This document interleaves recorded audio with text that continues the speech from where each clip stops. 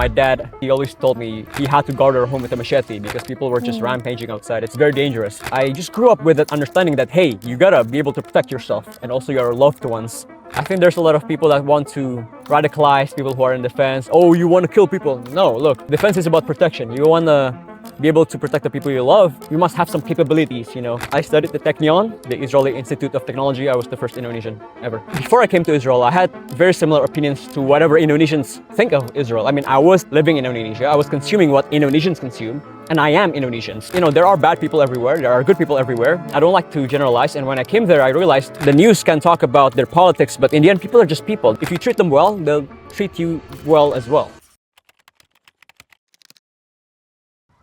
Okay, Deo, you're 24, you're Indonesians, and you're building this technology that track missiles. Why do you do that? Well, it's a long story. It's a big question. Um, I had always wanted to build in defense my whole life, and you know, there's a lot of stories that I can go into that led me into that trajectory. But essentially, the short form answer is that I lived under rockets, and so it makes sense for me to solve this problem because I encountered its effects. You know, I had friends who, unfortunately, no longer here because they passed away because of missiles and attacks, and I realized there's a lot that we can improve in this problem, and yeah, that's why I'm tackling this problem firsthand. How was your childhood like? How did you actually ended up here? Because choosing the defense road, choosing also this industry is not normal. And you mentioned previously within our conversation that you've always wanted to be in defense. So how was your childhood back then? Yeah, yeah, defense is very popular these days, but I've actually wanted to build in defense. I think ever since I was like 5 or 6, I knew that I wanted to do that. I was born during the time when Indonesia was tumultuous. There's a lot of riots, racial riots. My Yeah. parents are from, we are Chinese Korean heritage, so a lot of xenophobia back then. My dad, I vividly recall this. He always told me, he had to guard our home with a machete because people were just rampaging outside. It's very dangerous. And I just grew up with that understanding that, hey, you gotta be able to protect yourself and also your loved ones. And that, got little Dio thinking, oh, let's make small weapons. I made like crossbows or whatever, tasers from fly swatters, whatever. And, growing up, that engineering path took form into more serious form. I went into mechanical engineering in Israel, studied there for a while, and obviously living in Israel exposed me to more problems in defense. And how did your parents think about, naturally when you have these interests, when you make all those like little machineries when you were little, but I'm pretty sure they never thought that it will, goes on until today, until now that you're building in defense. How did your parents react when you first told them that you want to go into defense and especially going into Israel? Yeah. I'm very grateful to have supportive parents. My mom obviously is quite scared with many of my life choices, especially the highlight that is coming to Israel and me sending pictures of, hey, there's a rocket. And she's like, oh no. But my dad is a bit more like me. He's very bold. He's very, he's bold. And I think that boldness got imparted to me as well. I mean, he was also immigrating from somewhere else to Indonesia, and he built his own business, and he struggled through life, really. He had a very tough childhood, and I mean, I grew up with, I guess, that boldness in mind, and my dad didn't really mind me going into this bold route as well. And was your parent, because defense is a highly technical field, right? Especially you building all these things, going into engineering. Was that also a product of exposure coming from your parents, or do you actually take an interest in yourself, with this field? Yeah, I think the field is not from my family. The field is mostly from myself. I watched a lot of movies in the area. I watched a lot of content on technologies that are built in the topic. So it's mostly me. So you spent around 6 years in Israel. How how did you manage to go there, and like what was your probably inspiration? You know, Israel being the first country of your choice in going into defense. Yeah, it is not actually my first choice. I wanted to go into America. I wanted to go into Singapore. I wanted to go into Hong Kong. These are the popular routes for Indonesians to go into. Yeah. I just kept thinking after applying to a lot of universities in that region, okay, before I make the final call, I have all these options. Why do I want to be remembered as? You know, life. I want my life to be interesting, and I think Israel is a very interesting country. First of all, it's very controversial already, so that is something that I wanted to see what's up, like what's Yeah. going on in there. Yeah. And second of all, they're good in defense, so that's already like a very good motivation for me. Yeah, I don't have a very good answer for the question. It's just, I think back then, I was very bold, and I just went into what I thought would be interesting, Okay. and that led me this route. And you're the first Indonesian to attend your school. Is that right? I studied the Technion, the Israeli Institute of Technology. I was the first Indonesian ever. Okay. And how did being an Indonesian kind of, you know, is that like, is there like an effect to your identity being an Indonesian, you know, being in Israel where Indonesians don't really have affiliation with the country? Does that affect like how you are today, or like even back then when you were studying? Oh yeah, definitely. Culturally, Israelis are very bold. Their boldness can seem rude to people who are coming from Asia. We're very polite. We're very timid, I think, as a society. The good part is that we are very kind, and we're very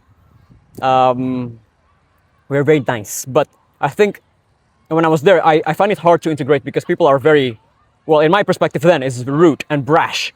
But I came to appreciate that they're actually just being frank, and they're being real. They don't hide what they feel, and that I think comes from the culture. There's no time for bullshit when there's rockets coming above your head.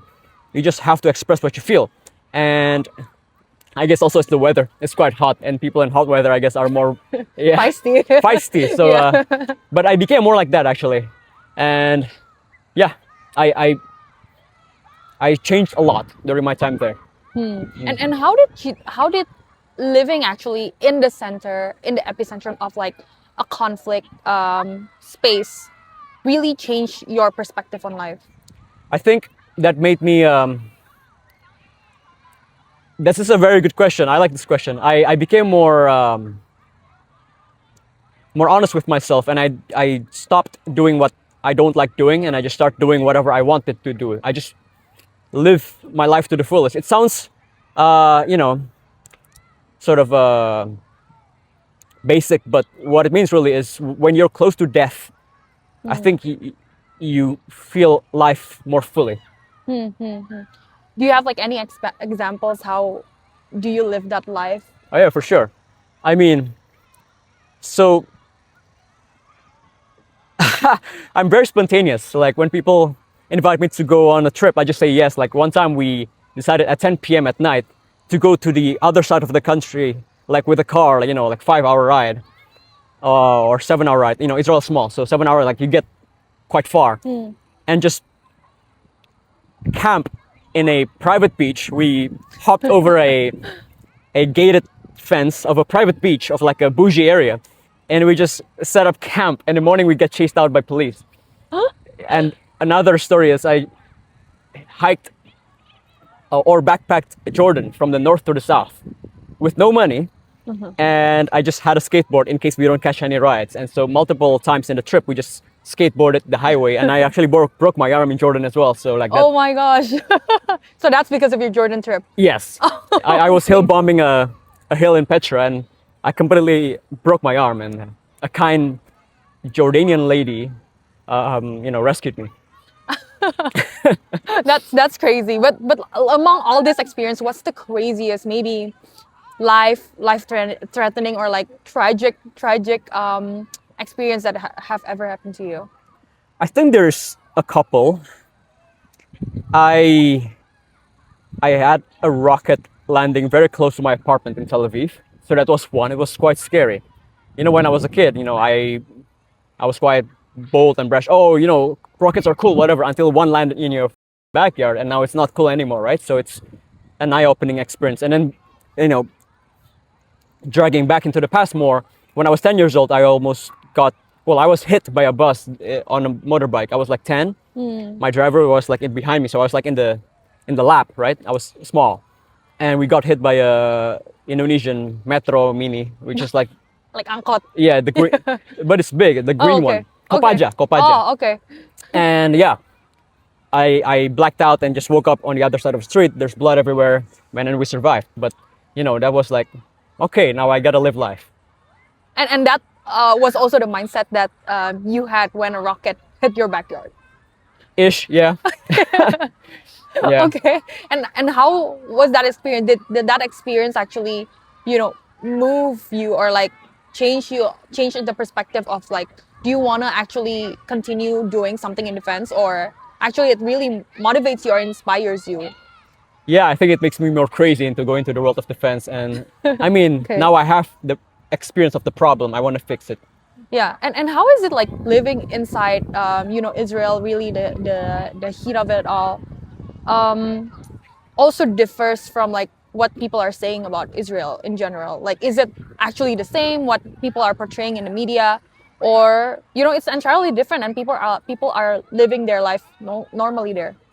Yeah, it's interesting because before I came to Israel, I had very similar opinions to whatever Indonesians think of Israel. I mean, I was living in Indonesia, I was consuming what Indonesians consume, and I am Indonesian. So when I came there, I had all these presuppositions that all of rest of Indonesia had. But it surprises me. People are very kind. People are very warm. When I came there, people invited me to have dinners, and people host me to stay at their place.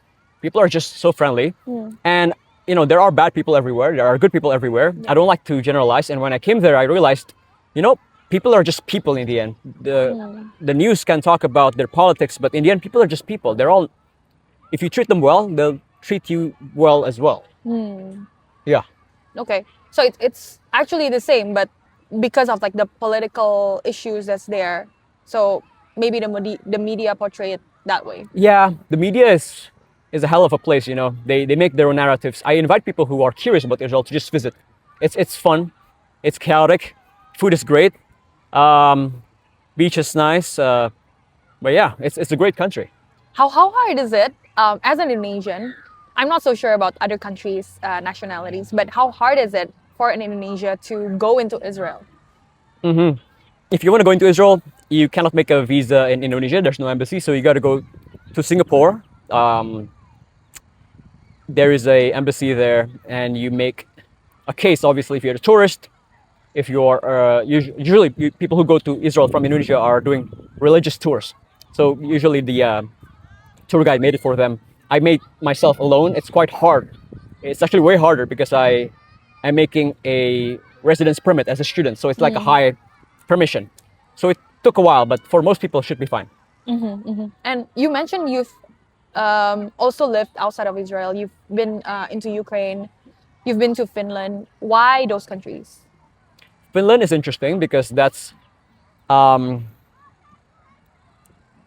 another place that also meant a lot to me. I went there initially because of a accelerator. I was invited to a deep tech accelerator. It is funded by people from Nokia, people from Supercell, which is the company that built Clash of Clans, if people play that game. Yeah. It's a huge gaming company. There's a lot of funding from NVIDIA, deep tech sort of support in the region. Finnish people are very smart. And when I came there, I was part of this accelerator. They taught me how to build a company and all that, and explore deeper into the technology that I wanted to do. But honestly, I'm just a opportunity taker. Like I saw this, invitation, so I come and see what's up. Okay. And how about Ukraine? In Ukraine, that I know why I want to go into there, because I have already been building in defense, and so Ukraine is obviously the test bed for current technologies. And if you want to build something, you must understand what the end user needs, and so who's the best end user besides people who have been fighting the war for quite a while. So Ukraine is pretty clear for me. Yeah. And how's your experience also there? Oh. Yeah. How is it? It was fun. It was crazy. Ukraine is a beautiful country, but during this region, it's like the Wild West. There's a lot of explosions obviously every day, like in Israel. So I wasn't that surprised. I was already used to it. The difference is in Israel we have the Iron Dome. Yeah.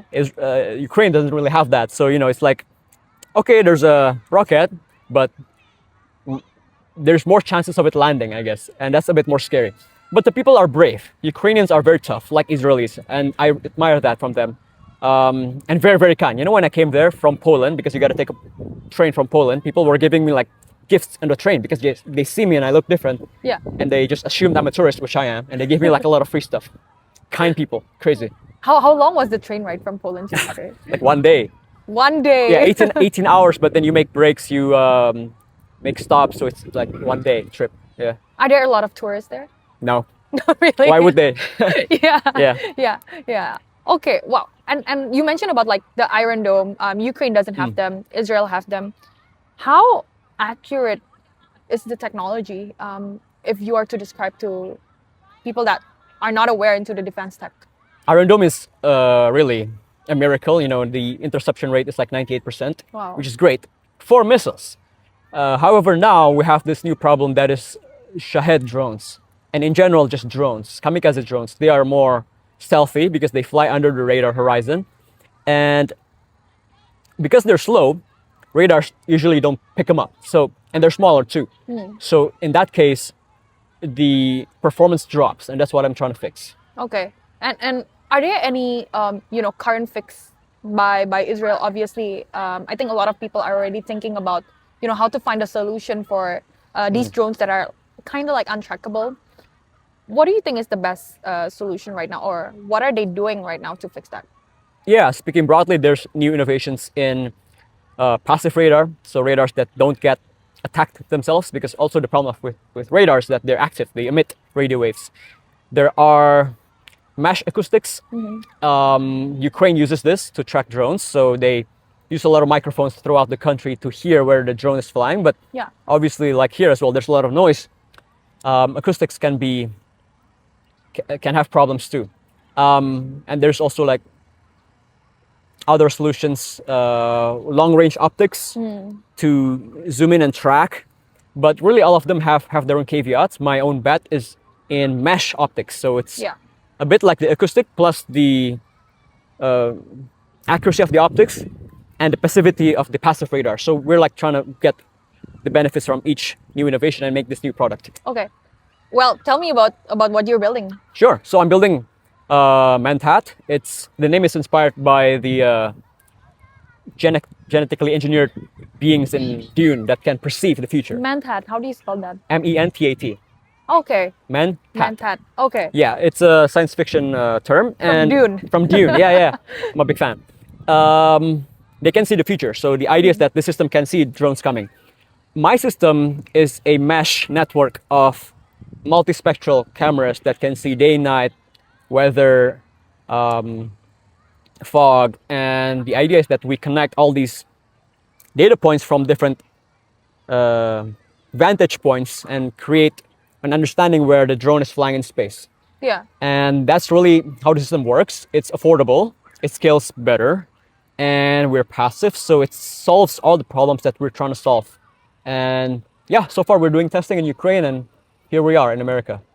And how affordable? Because like you mentioned, okay, defense, America is also one of their biggest budget is in defense right Yeah. now.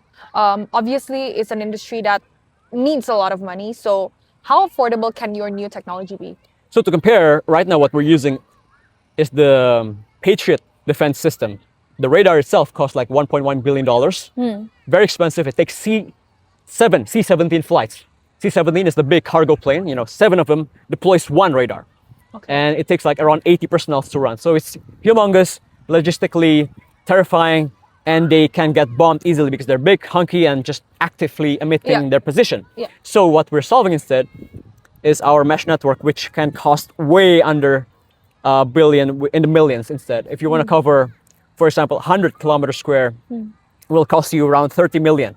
Meanwhile, with this Patriot, it's in the billions. So we're more cost effective that way. Yeah. And does your technology actually uses, because it's a tracking also, you need a lot of data points, to capture like weather, sounds and everything. Does your technology uses AI? I mean, we can, and we will. I think AI is a natural stack that you can place everywhere. But right now, the idea is that we want to run everything algorithmically so that we don't have to Yeah. have the inference with AI because it takes time. Okay. And how good is your algorithmic capability for this technology? It's, I would say, pretty good, but we're always improving. Yeah. And with more testing, we just did, like I said yesterday, we're going to make more improvements. But yeah, we're bringing down the error margin from radars down to the, like, currently 10 times better than radars. Yeah. Eventually, do you see yourself working with countries with this technology, or what would be your entry point in terms of like people who would need to use this kind of technology of mesh? Like, Yeah, there's a lot of demand in defense and the public sector. Governments, militaries want to buy this thing, but my go-to-market is dual use, so protecting the actual infrastructure that's not currently protected. You know, governments put their radars and their missiles in the capital cities when in the countryside there's power plants, there's energy grids, there's trains like the one I took in Poland that get bombed all the time. So I want to protect those first. how easy is it to set up? It's pretty quick. So the sensor itself is about this big. You put it on top of towers, telecom towers, buildings, anything that's higher than the ground, and you point it up to the sky. You press on, and that's it. That's it. That's simple. Yeah. I guess like everyone that in like every country needs to have that kind of technology to prevent any type of attacks. I guess. And how do you actually differentiate alien items or like items that you do not want to consider as like missiles or actually dangerous items from like airplanes and like maybe drones that are more commercial than the fighting drones? Yeah. The problem of classification. So birds, for example, they have a flight pattern. You know, they don't fly like drones, which is very predictable. Yeah. So in that way, from the way they fly, we can guess what they are, and also in their speed. Like birds don't fly very fast compared to planes, so we can infer that as well. And lastly, we can use, other signatures that planes or drones emit, such as the heat, right? And there's a lot of stuff we can use. So there's a lot of algorithmic, I guess, guesses as well, and like predictions on like whether it's actually like an engine or a non-engine, right? True. Yeah. Yeah. And how is it? Tell me about working inside defense. You mentioned before outside of this that defense is a very hush-hush industry. It's also very political, and it has always been political. So tell me about your experience going into the business side of defense. Yeah, I try to stay always positive. I think there's a lot of people that want to radicalize people who are in defense. Oh, you want to kill people? No, look, defense is about protection. You want to be able to protect the people you love, and that means you must have some capabilities. So in terms of like politics, I work with governments that I think I align with, and I stay that way. And how hard is it for like an outsider to, obviously you with your connections, you went to Israel as well. You have this know-how, and that's why people definitely trust you somehow. But how hard is it for an outsider to come, or even like a newcomer to come into defense and present, this is what we have, this is our solution? It takes a while to build trust. Defense is, like you said, a hush-hush industry, which is true. So you have to build trust. And my time in Israel, 6 years there, I built a lot of trust, not in the business context, but starting as friends. I mean, I lived in the university with people who had served in the army, people who are in special forces, and so I have some access to people that normal folks wouldn't have access to, and that was very helpful. Yeah. So it really is about also a connection game, but how like every technology also rides on merit, not only on about connection and whether you know this person or whether you can lobby that person. How important is having the actual technology itself, and how do you prove them that is also like this is the right one. Yeah, you gotta have substance too, right? So I had a great team. I'm grateful I am surrounded by very smart people.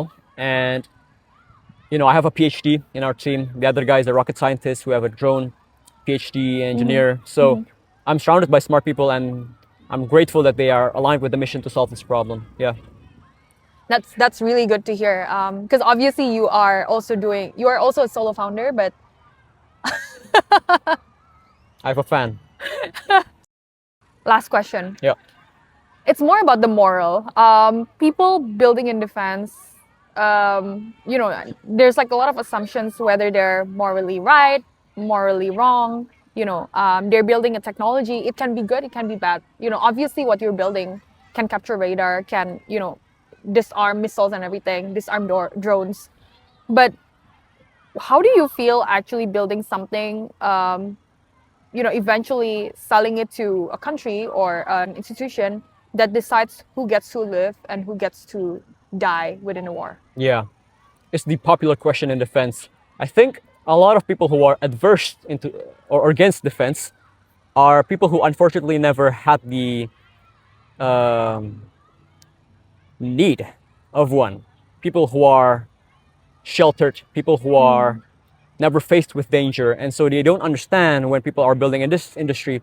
Why are you building those things? It's like a kid looking at the butcher and they're cutting cows for people to eat, right? They see that naively, oh, that's very bad, but as grown-ups, we understand that this is this serves a purpose. Like in the greater picture, people need to eat, we need to feed the population, etc. I view it the same way. There's this quote by Nietzsche, I don't know the verbatim how he said it, but weak people think themselves good because they have no claws. It's like they think because we are incapable of doing harm, it means we are good. It's wrong.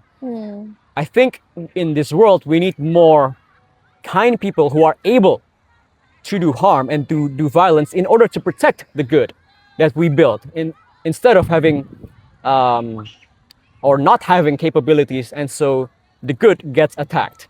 And so that's my stance in terms of morals. Is there a line you wouldn't cross? Let's say you are, serving your product to a country that is bad, quote unquote. Is there a line you won't cross in terms of I don't want to work with this, or I don't want to supply my goods to these countries, or you would stay within whoever's my customer, whoever's paying. Yeah, you don't want to be what's the word, hired gun, just mercenary, like sell to everyone. Obviously, I align with the governments that I sell to governments that I align with, democracies, and Western allies is usually the answer. NATO, America, Europe. That's currently what I'm selling it to. Yeah. And is there like what happens if in the future, because like we don't know now, right? Yeah. Now your stance of your stance of like the allies would be the same. What happens in the future, when, especially with defense, right? People wants to get political, and if you have a technology that's really important to them, then they would want to be close to you, and you might, they might lobby you in the future, and you might have to sell to them. Like, what happens then? Do you have like sort of like a moral guideline that you have, and that you will also bring into the future? Yeah, the future will be complex, and we'll see how it goes. I will stand by my principles. It's hard to predict into the future, like what's going to happen. But if people try to lobby, try to, make me do things that I don't want to do, I will not do them, because in the end, it's my company and it's my dream to be able to protect the people I love. That's as far as that's my concern, right? But it's a good question. This world is complicated, and we're exploring as we go. But yeah, obviously, I think standing by your principle is very important. Otherwise, people will just use you to serve their needs, and you don't want that. last question. I think this will be also like an out of the world question coming from me because I'm also curious. You work in defense. You have been in and out in conflict countries as well. How do you view, death? Are you even scared of it? Well, I've I've met him quite a few times, him or her, Death, Mr. Death. Like I said, I experienced that when I was 10 years old, a couple times when I was in Israel, when I fell. Um, I wouldn't say I'm scared of death. I'm scared of not living. I think a lot of people uh, should think more of death. Memento mori, right? That's remember death. It means, I think if you remember death every day, you are always reminded to live life to the fullest. I think more people needs to be more courageous to live. I think that's what we need instead of like trying to avoid the fear of death. Most people are not living life. I mean, they are alive. They have blood circulating their body, but they're not chasing what they really want, and that is just a shame. And I think more people should have the boldness and should be guided into have that brazen attitude towards life and just go at it. Do you have any? I mean, obviously, you are at 24 years old. You are very bright. Do you have any advice, maybe, to the other youngsters to chase their dream, to live their life to the fullest? Yeah. Maybe to not do what you did back then, or if you have like any regrets, or if you don't, you have anything if you want to tell them. Yeah, I can give a very broad advice. My favorite answer when people ask me what's your advice is don't listen to any advice. Seriously, this is my advice. Never listen to any advice. Trust yourself. If you make mistakes, make it, but you own it. Otherwise, you're just listening to people and you're doing somebody else's bidding, right? You want to live your life. You want to own your wins and your losses. I think that's my advice because I've had a time in my life where I just listened to people too much. And sure, I avoided mistakes, but what's life without mistakes? You don't get to live, And that's my advice. Don't listen to anyone, not even me. So you may freely ignore what I just said. Yeah. Thank you so much, Deo. Thank you. you.